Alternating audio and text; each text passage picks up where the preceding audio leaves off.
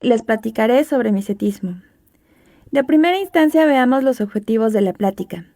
Hablaremos sobre definición, sobre epidemiología, clasificación de micetismo, cuadro clínico y su manejo, y al final veremos una conclusión de todo esto.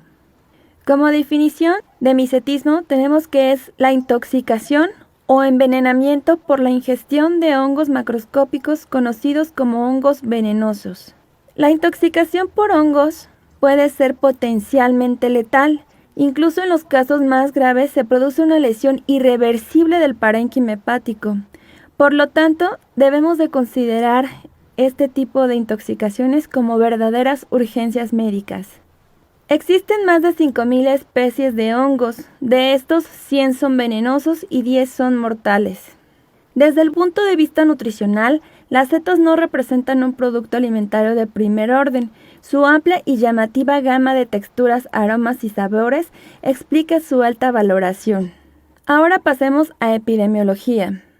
Tenemos una incidencia de 5 en 100.000 habitantes que se ha reportado como intoxicación por hongos. De esto, la mayor parte de la población son niños menores de 6 años. 90% de la toxicidad es mínima o no existe. En las estaciones del año en las que se ve con más frecuencia esta intoxicación es en primavera y en otoño. Es muy característico que se presente sobre todo en fines de semana. 80% de las intoxicaciones van a ser en pacientes en grupo o más de 2 personas. Es más frecuente en hombres. En los hombres no hay diferencia entre los grupos de edad. Es importante que mencionemos que atraviesa la barrera placentaria. Y de los hongos más venenosos o que producen intoxicaciones más graves es Amanita verna y virosa. En el año 2011, la American Association of Poison Control Centers reportó 0.3% de intoxicaciones. 122 episodios en los últimos 6 años. De estos se reportaron 12 fallecimientos y 9 trasplantes. En cuanto a la distribución geográfica, tiene una distribución cosmopolita. En México se puede distribuir en bosques de coníferas, encinos y pastizales. La vía de entrada va a ser a través del tubo digestivo, ya sea por consumo crudo o cocinado. La mortalidad de las intoxicaciones por hongos se va a relacionar con el desarrollo de necrosis hepática. Tenemos una mortalidad de 80 a 100% de micetismo faloidiano, de micetismo parafaloidiano de 15 a 20% y otro tipo de hongos 0.5 a 1%. Sonora es el primer estado en México con problemas relacionados a micetomas. La causa de intoxicación por hongos puede ser accidental, homicida o bien suicida. Ahora hablemos sobre la clasificación. Estos se van a clasificar de acuerdo al tiempo o al periodo de latencia del cuadro clínico que se va a presentar. Debemos de tener en cuenta primero 6 horas. Menos de 6 horas es de inicio temprano o corto y más de 6 horas va a ser de inicio largo. Dentro de esta clasificación se va a subdividir en síndromes de acuerdo a las características clínicas que esta intoxicación produzca. Dentro del inicio temprano o corto tenemos al síndrome glutaminérgico, síndrome muscarínico, síndrome pseudoautobús y síndrome gastrointestinal. El inicio tardío o largo, que es más de 6 horas, tenemos al síndrome gastrointestinal o bien llamado síndrome faloidiano o síndrome giromítrico o síndrome orellánico. Y en este cuadro podemos observar esta misma clasificación dependiendo del cuadro clínico. De acuerdo a esta clasificación, empecemos a desarrollar los de periodo largo. Empecemos con síndrome hepatotóxico, faloidiano o ciclopeptídico. Dentro de este, el más característico es Amanita verna y virosa. Es poco frecuente que esté reportado aquí en México. La característica de estos hongos es que contienen ciclopéptidos y toxinas conocidas como falotoxinas y amanotoxinas. Las falotoxinas están constituidas por 7 aminoácidos, que es alanina, triptófano, dihidroxileucina, treonina, cisteína e hidroxiprolina. Las toxinas más importantes son faloidina, faloína, falacidina, falicina, falisacina y falinan B. Estos se caracterizan porque tienen un puente tioéster entre cistina y triptófano. Cuando estos son consumidos, este puente tioéster se rompe y al romperse se convierte en un producto no tóxico. No se absorbe gastrointestinalmente, por lo tanto la toxicidad va a correr a cargo de las amatoxinas. Una cantidad importante de las toxinas absorbidas son excretadas por vía biliar. Sin embargo, son reabsorbidas estableciendo así un circuito enterohepático y las toxinas van a ser eliminadas por el riñón. De esta forma, las toxinas pueden detectarse en sangre por 36 a 48 horas. Por eso es importante conocer la toxicocinética y el hecho de saber que se puede utilizar la diálisis gastrointestinal con carbón activado por el hecho de que este tiene una circulación enterohepática. En cuanto a toxicodinamia, los ciclopéptidos tóxicos existentes van a tener una afinidad por el hígado y por el riñón, y es ahí donde van a ejercer su acción a nivel celular, sobre todo en el núcleo y en las mitocondrias. Se acumulan en el hepatocito y ya en el hepatocito van a inhibir la RNA polimerasa 2. Modificando así la transcripción del ADN y produciendo necrosis y con ello síndrome hepatotóxico. Las amatoxinas también van a inhibir la síntesis de ATP, actuando a nivel de las oxidorreducciones celulares y con ello inhibiendo su síntesis. La síntesis de las amatoxinas van a provocar lesiones hepáticas, renales, cefálicas y suprarrenales. En cuanto a su cuadro clínico, tiene 4 fases evolutivas. El periodo de incubación o latencia, gastroenteritis coleriforme, una mejoría aparente y por último una agresión visceral. En cuanto al periodo de incubación, se caracteriza por tener latencias largas. El tiempo de presentación es desde que se consume el hongo hasta 12 horas, incluso puede llegar hasta 15 horas. Es libre de síntomas a partir de la ingestión de los hongos. La duración de este cuadro clínico puede ser de 6 horas o bien puede llegar hasta 30 horas. Los periodos mayores a 15 horas se van a asociar a casos más leves. La gastroenteritis coleriforme se va a caracterizar por evacuaciones diarreicas abundantes y van a ser acompañadas de náusea y vómito, así como dolor abdominal. El tiempo de presentación de esta etapa es de 12 a 24 horas. Se caracteriza también por deshidratación grave, acidosis metabólica, choque hipovolémico y lesión renal aguda. En esta etapa podemos encontrar alteraciones en las pruebas de funcionamiento hepático, así como tiempos de coagulación normales. En la siguiente etapa, que es la mejoría aparente, tiene una duración de 24 a 48 horas. En esta etapa, el paciente puede cursar asintomático. En la última etapa, que es la agresión visceral, es del tercer día de evolución. Se caracteriza por un súbito empeoramiento del cuadro clínico, ictericia, hepatomegalia, dolor abdominal, hemorragia y características bioquímicas de citólisis hepática como alteraciones en las pruebas de funcionamiento hepática, hipoglucemia, alteraciones en los tiempos de coagulación.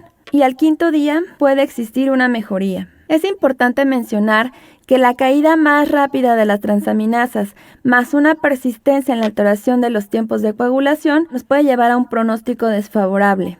En cuanto al diagnóstico, es raro que la atención a un intoxicado por hongos se efectúe en base en un conocimiento exacto de la especie causante. Por lo tanto, debemos de tomar en cuenta el antecedente de exposición o bien el antecedente de recolección de hongos silvestres, ya sea por alimentación o con fines recreativos. Asimismo, debemos de asociar un cuadro clínico compatible, detección de las toxinas en el tracto gastrointestinal, sangre u orina, o bien reconocimiento de la especie. Y para el reconocimiento de la especie debemos de apoyarnos con los expertos en etnobotánica. El pronóstico tiene una mortalidad de 40 a 70%. Incluso hay reportes que puede llegar hasta el 90%. Sin embargo, si se trata de un paciente a quien se le dio un tratamiento oportuno, adecuado, pues puede llegar la mortalidad al 10%. También existen factores de riesgo para disminuir o bien aumentar la mortalidad. Y estos factores son la edad, si se presenta o no lesión renal aguda y la cantidad de hongo ingerido. En cuanto al tratamiento, es el ABC y va a depender de la fase en la que se encuentre. En la gastroenterológica se va a basar en la reanimación hídrica y el tratamiento del choque hipovolémico, así como sintomático y detoxificación. Para esta debemos de realizar lavado gástrico.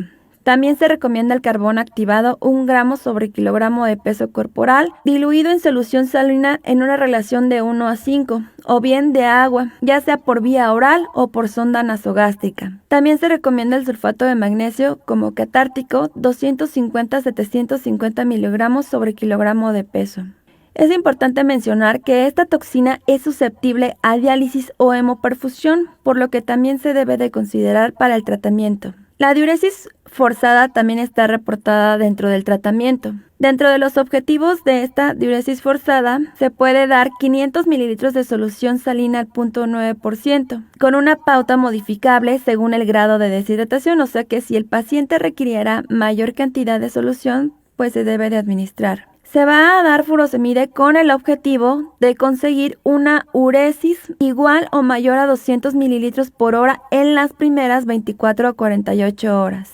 Por esta uresis aumentada debemos de mantenernos vigilantes del potasio por la eliminación constante que se va a presentar con esta uresis. Dentro de los antídotos tenemos a la penicilina G sódica, el cual se administra de 300.000 a 500.000 unidades kilogramo día de 1 a 4 horas, y esto durante 3 días.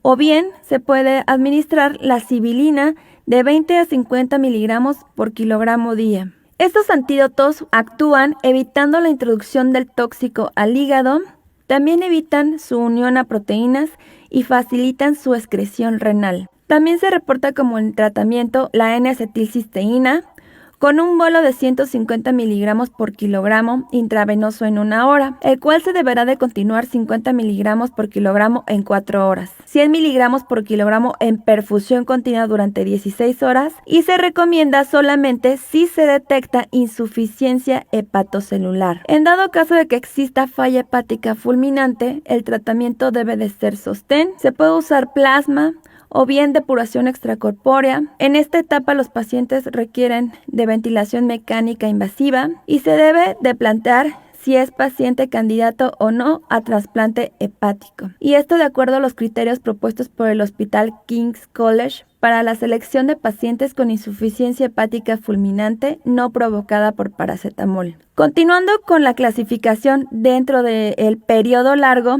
veamos ahora el síndrome gastrointestinal o bien síndrome giromítrico o síndrome faloidiano. La giromitrina es una toxina hidracídica, hidrosoluble y volátil. Esta va a estar contenida en algunas especies del género Giromitra especies. Esta intoxicación se trata de la ingestión de la seta fresca, poco cocinada o acompañada del caldo de cocción. La giromitrina se hidroliza en el estómago y ahí forma metil N-formilhidracina y monometilhidracina. Y estos van a inhibir la formación de GABA.